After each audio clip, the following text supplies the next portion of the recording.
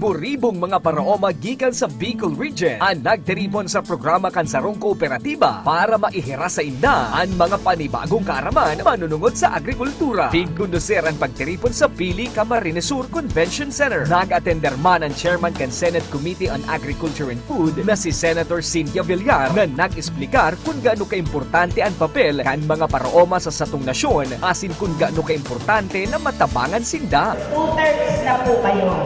Kayo ang majority. Kaya pag hindi natin napaunlad ang agrikultura, 2/3 of our population hindi mag-i-improve or hindi uunlad. Ikinaugmaman kan grupo nin mga paraoma na mahigot sindang pigsusuportaran kan komite. Nakikita natin na ang ating Senate Committee on Agriculture ay may malaking puso para sa kapakanan ng ating mga maliliit na mga magbubukid.